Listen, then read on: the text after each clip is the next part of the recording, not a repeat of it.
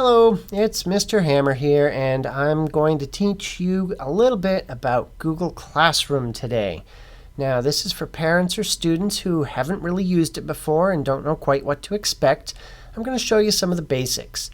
And the first thing you need to do is simply open up a web browser. It can be Google Chrome, it can be Safari or Internet Explorer. Shouldn't really matter what browser you use. You can open it up and go to classroom.google.com. Now, if the student has already signed into their district account, this is exactly what you'll see. If you haven't signed in yet, you'll need to sign in first, and it will ask you to sign in. And the way you sign in is with the first 4 letters of your last name, and then the first 3 letters of your first name, all jammed together in one word, no spaces, and then at msad72.org. The password for your account is something that your teacher should have given you or is something that you should already know. If you don't know your password, feel free to ask your teacher and they will make sure you get that. Now, once you've logged in, as I said, this is the screen that you'll see, and you're ready to join your first class. Now, along with your login, your teacher probably gave you a code, and it's going to be a weird code, and this is where you'd put it in. You're going to hit this little plus here, click on that, and then you'd type in your weird little code, whatever it may be. Now, this isn't a real code. I just started randomly typing on my keyboard. But it will be 7 digits long, letters, numbers mixed in, and it'll look a little weird. So you'll type that in there, and you would join that way as one way of doing it. Now, you might have a really nice teacher who already invited everybody into their classroom, and you might just see it here. So I'm on another laptop, and I'm going to go ahead and invite this test student into my classroom. And there it is. So this is what you would see if your teacher has already invited you. So if you've got a code, you go up to the plus. If you don't have a code and you see something to join, you can just click on join. And you might even see multiple boxes here with different teachers or different classrooms that your teacher has made. And you might even see a mix mash where one teacher invited you already and another teacher gave you a code. So you should be familiar with both ways. Since I've been invited already, I'm just going to hit the join button here and show you what you'll see next. Now, your teacher will have their own theme. They probably won't have my colorful face here. Every classroom will look a little bit different, but the things that are the same are on the side here. You're going to see upcoming work that may be something that your teacher wants you to work on. And you'll also see this thing down here, and this is called the stream. Now, the stream shows you all your work exactly like it sounds, streaming down from the top. So whatever the newest thing that you or your teacher put in here will show up right at the top. And as older posts become out of date and new material is added, they're going to get pushed down to the bottom. So you might have to look up and down here, scroll up and down to find the things that you might have seen yesterday. It might look a little different every day, and that's okay. Some teachers might allow you to actually share stuff with the class directly. Other teachers might not, so this may or may not be here. If this is here, I please want to ask everybody to keep your comments productive. It's not very helpful if 20 kids all just say hi. Then we'd have 20 posts of the word hi, and it pushes everything out of the way. So really, you should not type something in here unless it's something that's really going to help the class. Now, another way of finding work, if it's not here in the stream or it's been pushed down too far, is to go to the Classwork tab. So if I click on this, right now I don't have any classwork to look at, but if I did, it would be here, and most likely it'll be organized in nice topics so that you can very quickly and easily find the things you're looking for. Now I'm going to come back to the stream here, and on my other laptop, I'm going to make another assignment.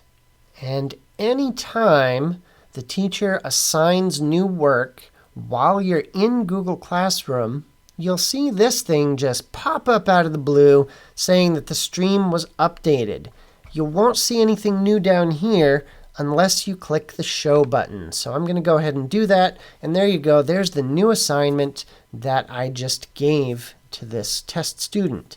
So let's go ahead and click on it and see what it looks like. Now the stuff that you can see here is we've got a section with instructions. This is probably the first most important thing, is read these instructions. Most teachers do a really good job of telling you exactly what you need. So for this example, I've asked this student to fill out the name of each pictured technology item by double-clicking in the red box below it. Well, I don't see anything here. What am I looking for? If we go over onto the side here, you'll notice there's something from Google Slides here. And I can click on that. So as a student, I'm going to click on that. And now this is the worksheet that I was talking about. Now, I, as a student, was given the instructions to click on the boxes, double-click actually, and fill in what they are. So this is a printer, and this is a smartphone, and so on. And I can fill all of these out by double-clicking on them. Be careful not to move them around by accident. You might see this little square come up here with those little 4 arrows that lets you move stuff. And you might see these boxes that makes it get bigger. You don't want to do that if you can help it. Try and leave it exactly how you found it. And your teacher's worksheets will look differently. They may not all be red boxes. It'll be all kinds of different things. One of the things that your teachers might ask you to do is to draw arrows from things. And you can do that by clicking here and finding the arrow. And I can draw arrows from things. And if it's not big enough to see, this is a little bit tricky. There's this thing called a line weight. And what that basically means is how thick is this line. So I can make that bigger. And if I want, I can change the color. It's all kinds of things that we can do to help your teacher understand what you're trying to show them. When you're happy with your work and you're all done with everything, we can just hit the little X here to get out of this. And you'll see there's a button in Google Classroom that says Turn In. Now, once you turn in something, it's going to give you this thing that says, are you sure you want to do this? And sure. We'll hit it again one more time. And there it is. The teacher will have access to it.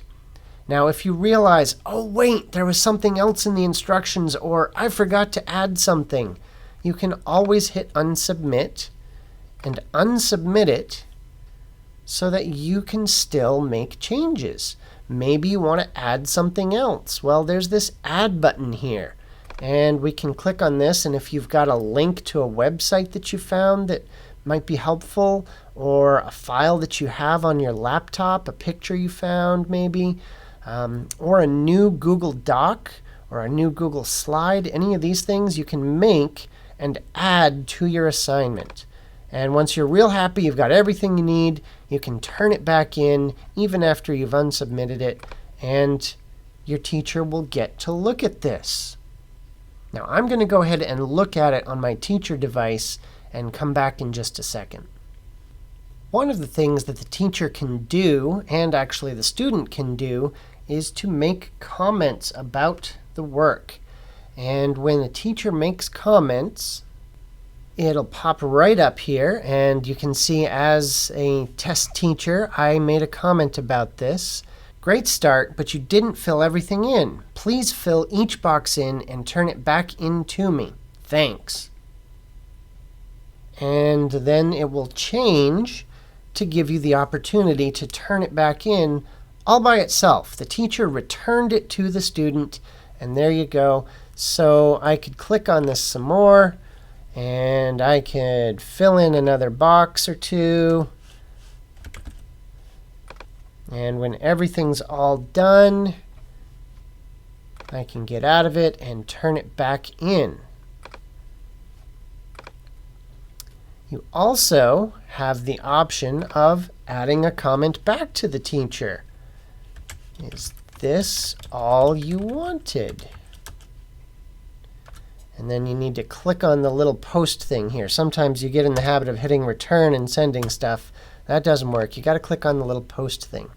And the teacher will see that comment. And this is a great way to have nice one-on-one communication. Now you'll also notice there's a comments box for the class. And this is very different. This is not just talking to the teacher like this private comment. This is commenting to the whole class. And again, I want this to be something that is very productive. This should not be a place to just randomly chat with your friends. If it becomes a problem, your teacher can turn off this feature, and that would really be a shame because sometimes kids have some great productive comments to add that helps everybody out. Once I am all done with looking at it in this view, I can click right back up here on the name of the classroom, and it brings me back to the beginning. I can look at the classwork page and see we've got this technology section here and the technology worksheet that I just did. When the teacher adds more assignments, they should pop right up in here. And if they have broken them down into different topics, you'll see each new assignment organized within those topics. You'll also see that different things might have different icons. An assignment has this little clipboard icon, and it's gray, meaning that I've already turned it in. This is just a material. It's just something that I can look at. If I go ahead and view it, you can see this was just an image I made explaining the difference between a Mac keyboard and a PC keyboard. So this isn't something for them to turn in. This is just material for them to look at. So there's a bunch of different things a teacher could assign. I think most teachers will stick to these two types, certainly in the beginning. Assignments, which you're expected to turn in, and materials, which are just things for you to look at. I think that's probably plenty to get everybody started and comfortable with using the basics of Google Classroom. But as always, if anybody has any questions for me, please do contact me directly, or you can use technology@ms8072.org, and I can answer your questions very easily that way too. Thanks for listening.